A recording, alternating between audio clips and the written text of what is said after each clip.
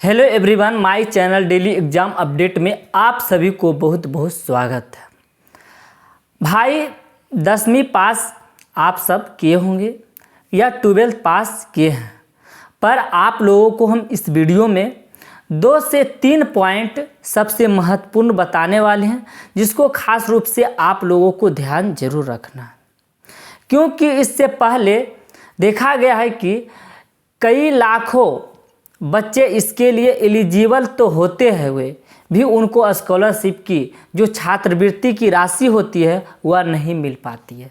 क्योंकि इसका जो गाइडलाइन होता है, गाइडलाइन को पूर्ति नहीं करते हैं।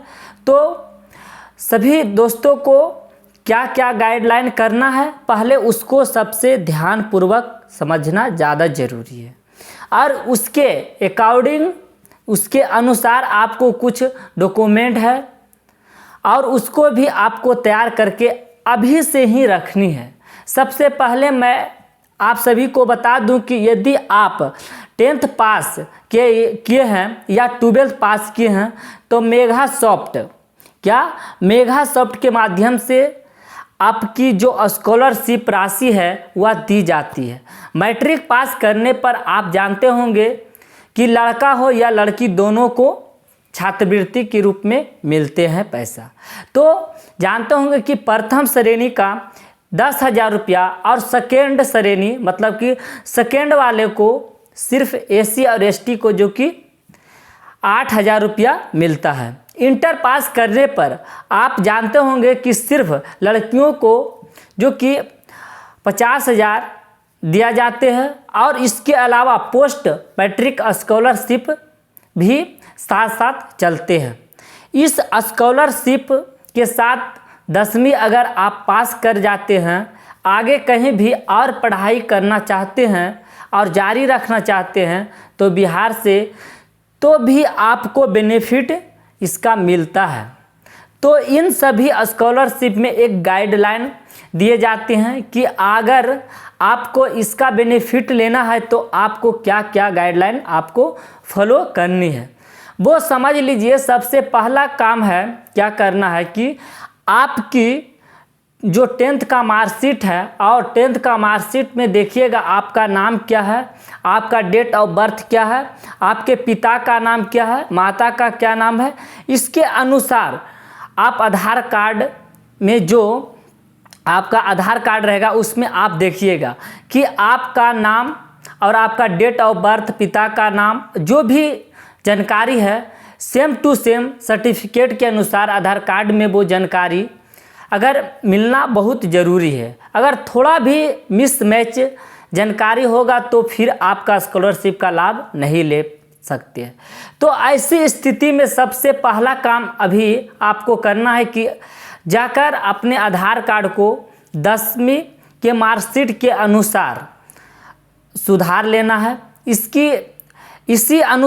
इसी प्रकार से 10th या 12th में भी अगर आप पास किए होंगे तो देख लेना कि आपकी मार्कशीट में जो नाम है, पिताजी का नाम है, डेट ऑफ बर्थ, ये सही है या नहीं है, यो देख लेना है। अगर नहीं मिलते हैं तो आधार को अपडेट करवा ले।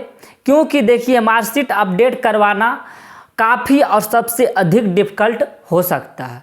आधार कार्ड सुधार करवाना सबसे इजी और आसान होगा।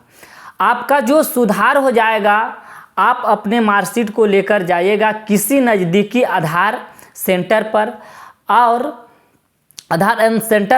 और वहाँ सुधार कर दी जाएगी। स्नातक के लिए भी सेम यही रूल फॉलो करना है कि आपकी जो डिटेल है आधार कार्ड के अनुसार मार्कशीट पे है होनी चाहिए। और आगे पोस्ट मैट्रिक का भी आप लाभ उठा लेना चाहते हैं तो इसमें भी यह गाइडलाइन आपको फॉलो करना होगा। और यह पहला इसका लाभ नहीं ले पाते हैं, बहुत सारे ऐसे बच्चों हैं जो कि इस गाइडलाइन को फॉलो नहीं करता। क्योंकि कई बार लाखों हजारों बच्चे ऐसे हैं कि जो कि एलिजिबल तो होते हुए भी इसका लाभ नहीं ले पाते हैं। क्योंकि बहुत सारे व्यक्ति का आपने देखा होगा कि मार्कशीट पर कुछ और जानकारी मिलती है, आधार कार्ड पर और कुछ जानकारी मिलती है। अब दूसरा क्या सबसे महत्वपूर्ण और सबसे जेन्युइन गाइडलाइन है, समझ लीजिए कि जैसे अगर आप स्कॉलरशिप अगर आपको लाभ लेना चाहिए, कोई स्कॉलरशिप 10th का हो, 12th का हो, स्नातक का हो या पोस्ट मैट्रिक, तीनों चारों के लिए हम बात कर रहे हैं। तो यहाँ पर जो सबसे बैंक अकाउंट मांगी जाते हैं, तो काफ़ी सारे बैंक अकाउंट IFSC कोड दे देते हैं, लेकिन आपको बैंक अकाउंट IFSC कोड देने से काम नहीं चलेगा, क्योंकि यह सबसे जो कि पैसा अब स्कॉलरशिप की बिहार में भेजी जाती है और आधार सीडेट के वाला जो बैंक है उसमें ही भेजी जाती है। तो आधार सीडेट क्या है, सीडिंग क्या है, इसका वीडियो हम जो कि कल लाने वाले हैं, इसका वीडियो का इंतज़ार ज़रूर करना। तो बता दें कि उसमें भेजी जाती है, यानी DBT के माध्यम से आपके राशि भेजी जाती है। तो ऐसे स्थिति में आपको सबसे पहला काम करना है कि आपकी जो भी खाता है, जिस भी बैंक में है, आप उसे आधार कार्ड सीडिंग जरूर करवाइए। उसकी जानकारी हम अगले वीडियो में देंगे, आप वेट करिएगा। अब अगर आपको समझना है कि मेरा जो खाता आधार सीडिंग है या नहीं है, या हम ऑनलाइन कैसे चेक करें, कैसे इसका फॉर्म भरना है, तो इस पर हमने एक डिटेल वीडियो अगले दिन हम लाने वाले हैं। कैसे आधार सीडिंग कर सकते हैं, कैसे हम चेक कर सकते हैं, कैसे पता कर सकते हैं कि मेरा बैंक अकाउंट आधार सीडेट से है कि ना। तो यह वीडियो को ख़त्म होगा तो मिलते हैं डिस्क्रिप्शन बॉक्स में या कमेंट बॉक्स में, आप ज़रूर यहाँ पे कमेंट करना है, क्योंकि अगर आप मान लीजिए अगर सीडेट नहीं करवाएंगे होगा क्या कि सारा डिटेल वो वेरीफाई हो जाएगा, लेकिन आपकी जो राशि है वह नहीं भेजी जाएगी।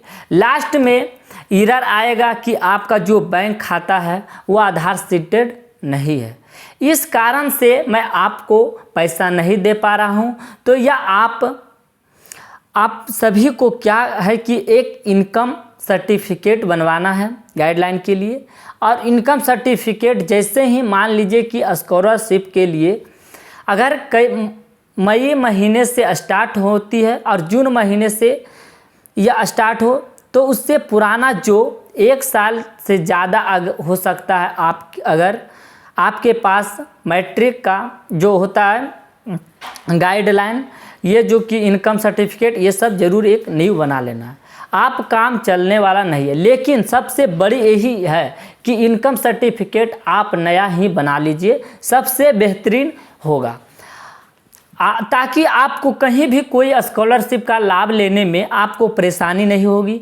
आगे कई सारे स्कॉलरशिप से आने वाले हैं, सबके लिए आप अप्लाई करने लायक एलिजिबल हो सकते हैं। तो यह 3 गाइडलाइन आपके लिए सबसे महत्वपूर्ण और जेन्युइन था, जिसको अगर आप फॉलो करते हैं तो 100% आपको स्कॉलरशिप की लाभ मिलने में कहीं कोई परेशानी, कोई दिक्कत नहीं होगा, क्योंकि लाखों हजारों बच्चे हर साल जो कि मैट्रिक और इंटर पास करते हैं और स्कॉलरशिप के लिए एलिजिबल होते हुए भी उनको इसका लाभ नहीं दिया जाता है। आशा करता हूँ और उम्मीद करता हूँ कि यह जानकारी आपको बिल्कुल जेन्युइन और पसंद आया होगा। तो चैनल को अगर सब्सक्राइब नहीं किए तो चैनल को ज़रूर से ज़रूर सब्सक्राइब करें और हमसे जुड़ जाइए, क्योंकि इस पे जो आते हैं जेन्युइन अपडेट आपको दिया जाता है। तो मिलते हैं नेक्स्ट वीडियो में नई अपडेट के साथ। जय हिंद, जय भारत।